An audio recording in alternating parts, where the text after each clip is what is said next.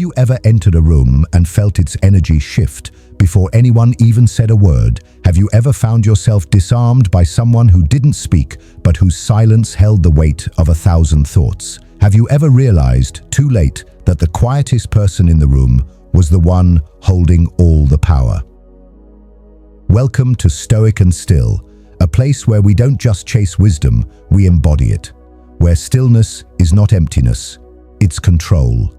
Where silence is not surrender, it's precision. If you're ready to stop reacting and start ruling your inner world, you've come to the right place. In a world obsessed with noise, where speaking louder is mistaken for confidence and reacting faster is seen as power, there is something profoundly disruptive about someone who does neither. Someone who chooses silence, not out of fear, but out of awareness, out of discipline, out of strength. This isn't about being passive. This is about being intentional. And no one understood that better than Friedrich Nietzsche. He saw through the games people play, the way they talk, not to connect, but to control.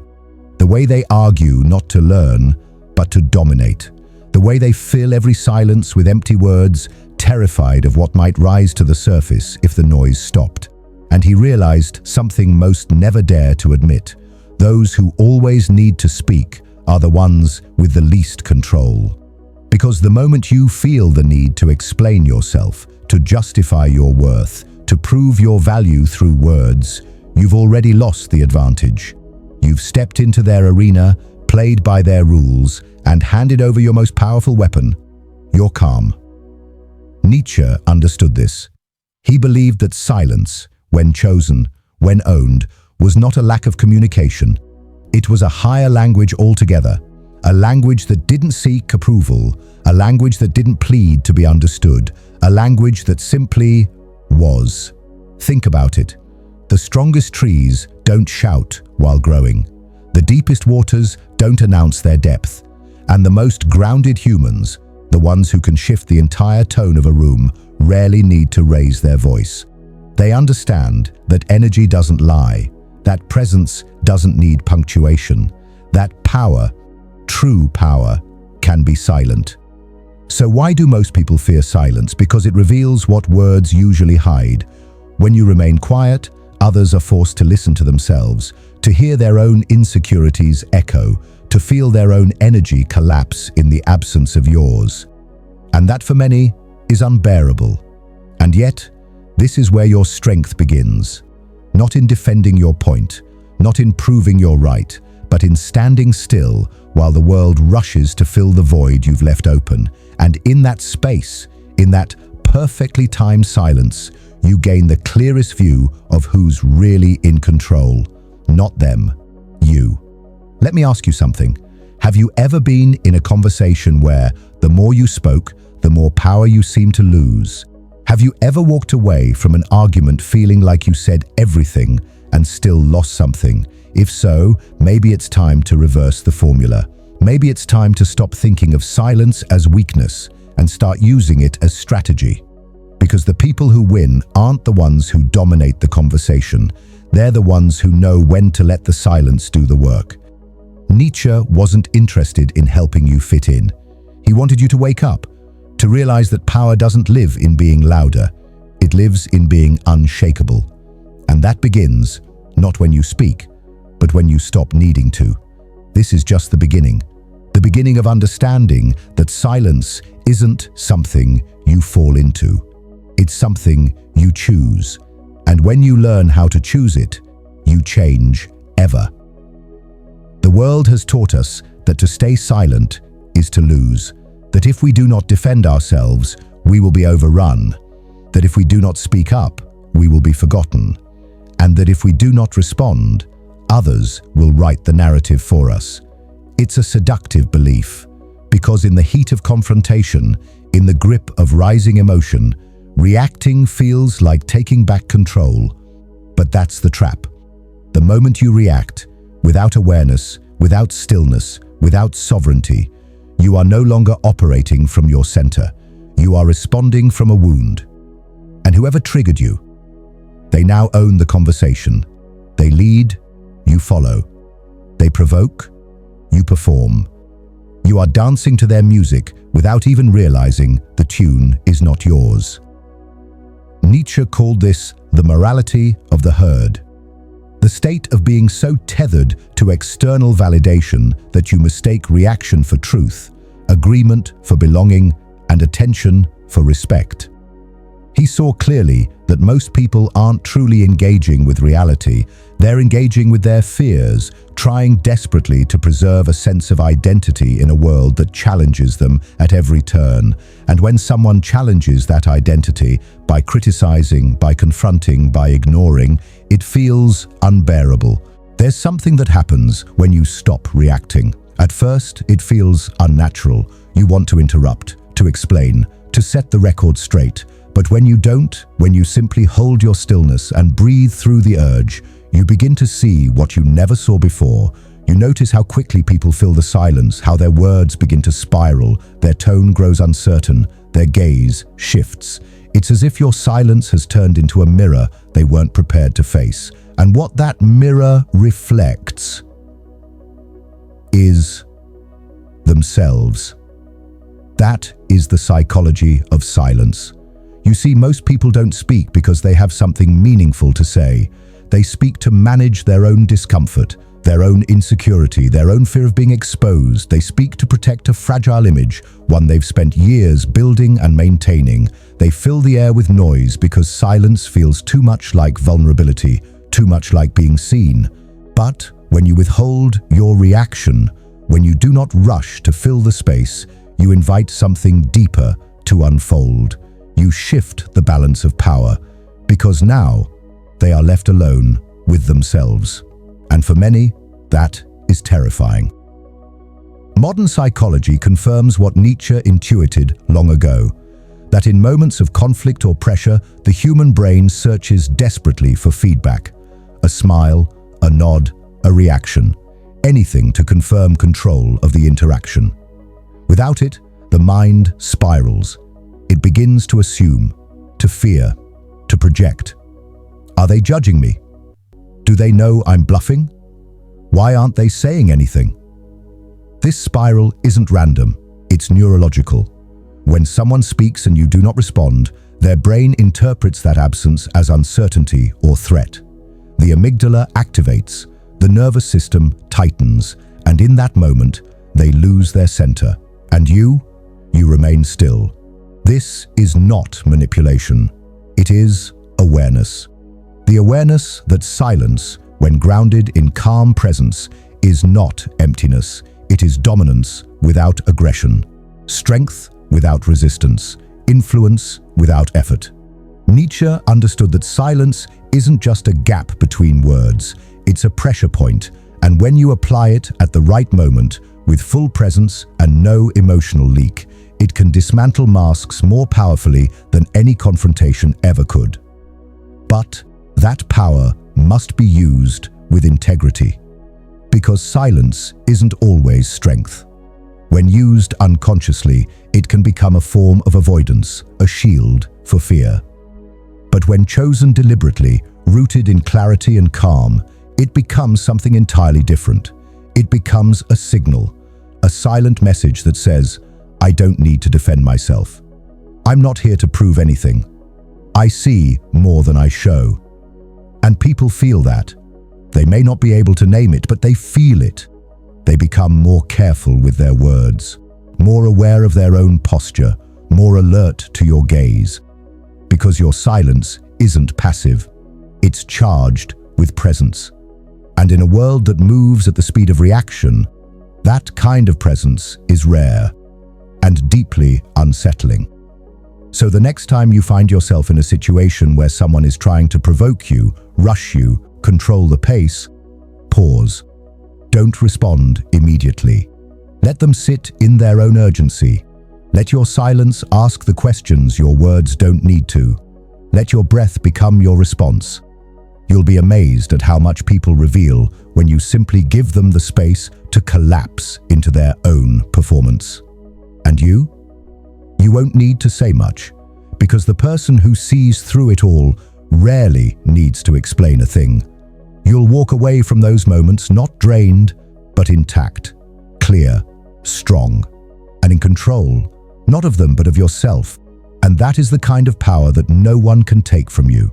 If you've ever experienced this shift, this quiet moment where your presence changed the room more than your words ever could, I'd love to hear it. Drop a story, even a single sentence, in the comments. And if this message speaks to you in a way the world's noise never could, please consider subscribing. That small action helps this channel grow, but more importantly, it tells me you're walking this path too. Let's continue forward, quietly, but with purpose. True power is rarely loud. It doesn't demand, it doesn't chase, it doesn't explain itself in desperate attempts to be seen. True power waits, it listens, it observes, and then, when the moment is right, it moves with intention, not impulse.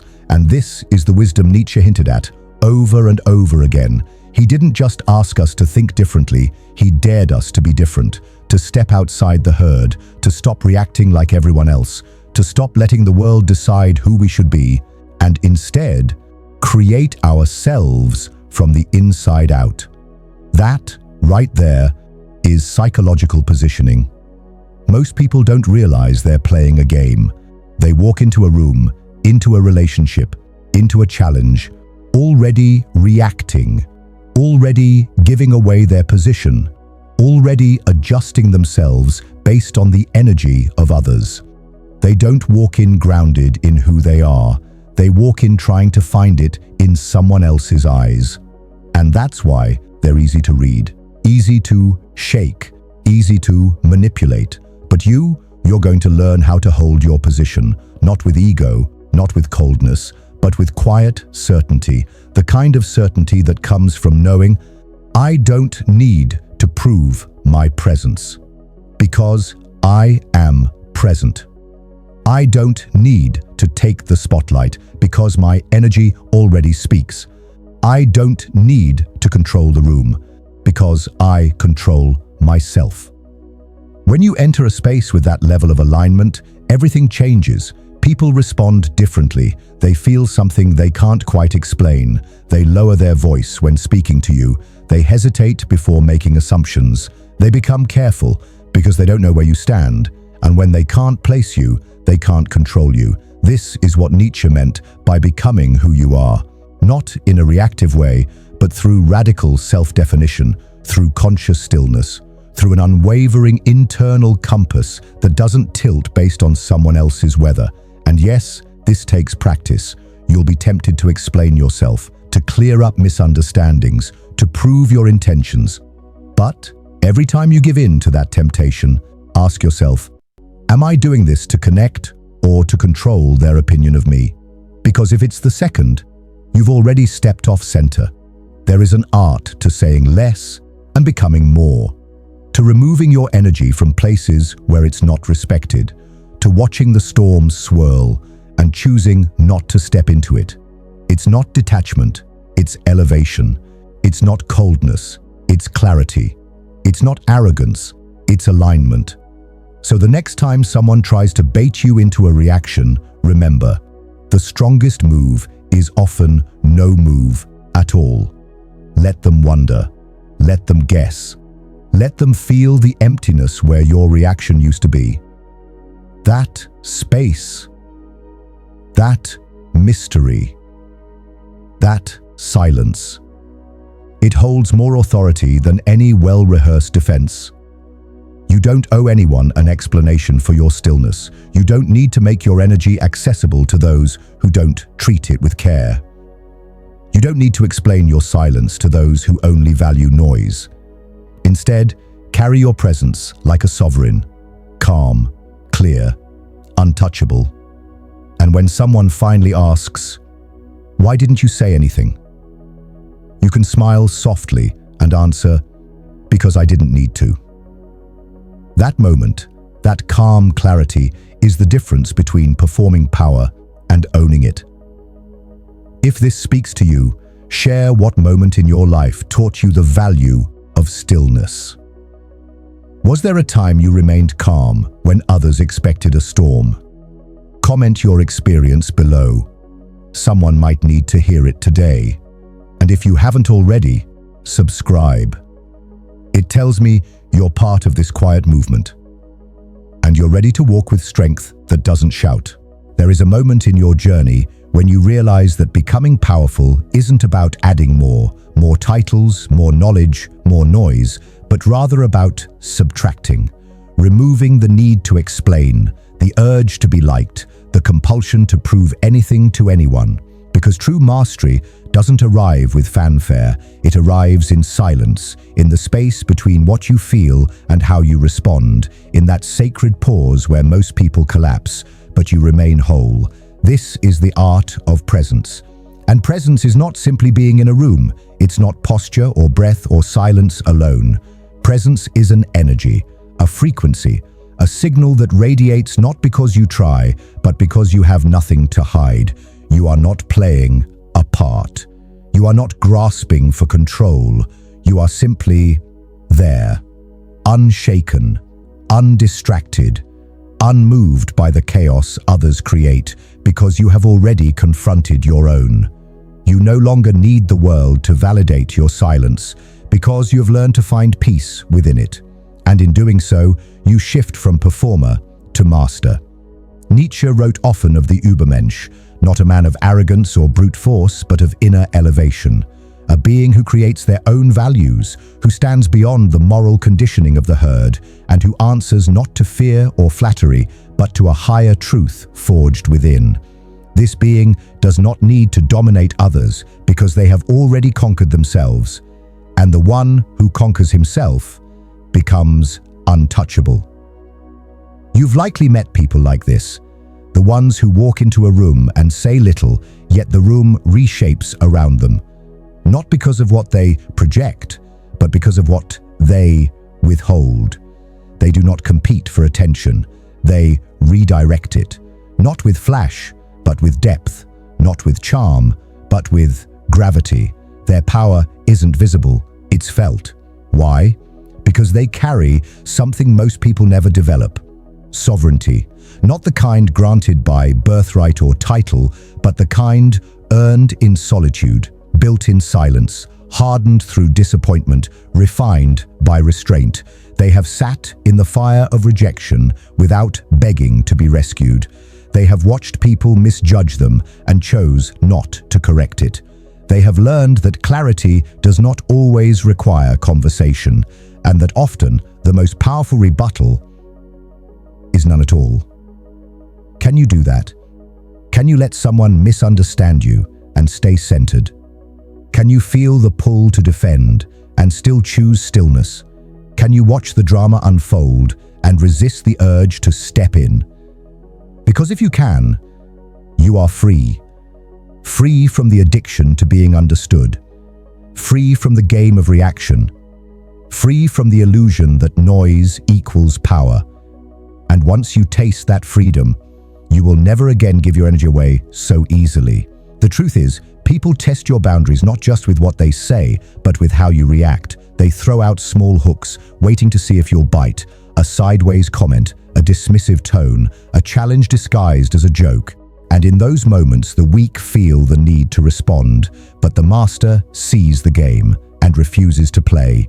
He doesn't rise to every invitation. She doesn't perform for every audience. They do not measure their worth by how quickly they can clap back, but by how deeply they can remain still. Because sometimes silence doesn't mean retreat. It means dominance through clarity. Stillness doesn't mean fear. It means you've seen this before and you're no longer impressed. And detachment doesn't mean coldness. It means you've mastered the art of not bleeding for people who wouldn't stop your wound.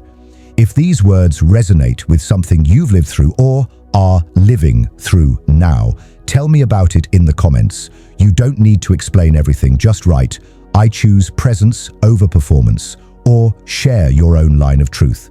Your words may echo into someone else's strength, and if this message feels like a mirror for the path you're already walking, quiet, focused, intentional, subscribe. You're not alone in choosing this way. You're part of a different kind of movement, the kind that doesn't scream for power because it already holds it. You've walked through the fire of restraint. You've tasted the discomfort of silence. You've looked power in the eye, not the kind that screams, but the kind that waits, that watches, that knows. And now, you are no longer playing by the rules of the world that raised you.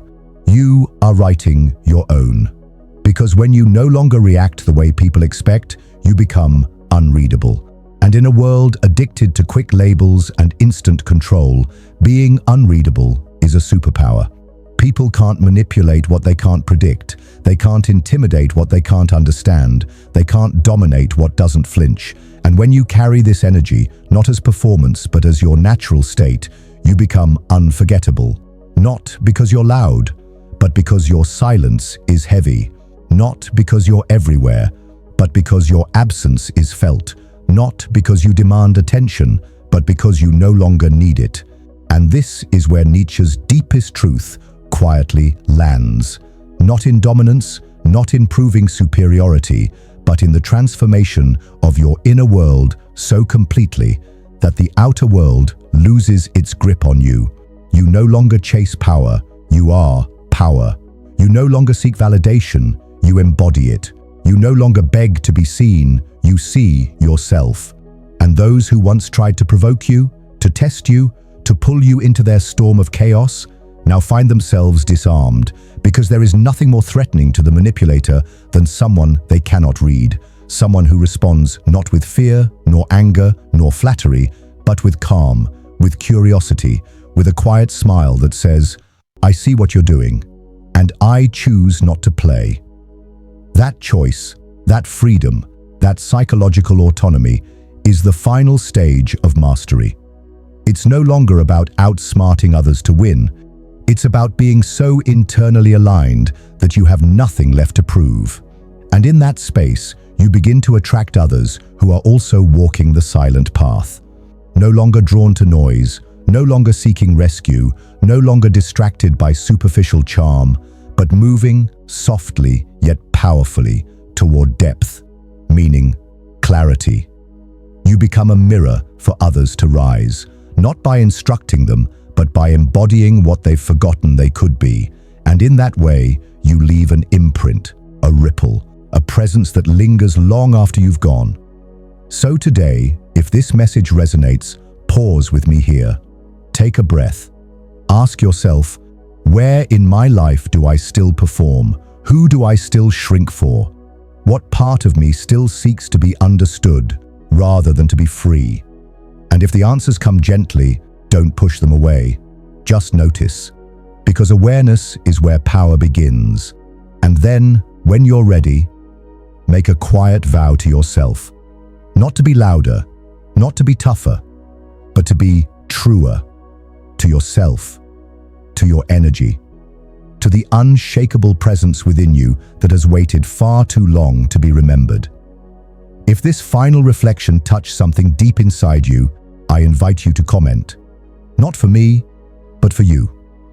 Say it out loud. Write it down. I choose truth over performance. Or simply, I no longer need to be read to be real. And if this journey through silence and strength has stirred something in your spirit, subscribe to this channel.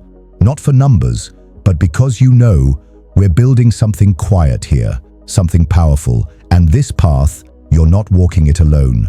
From this moment forward, speak less, be more. Let your silence terrify the shallow.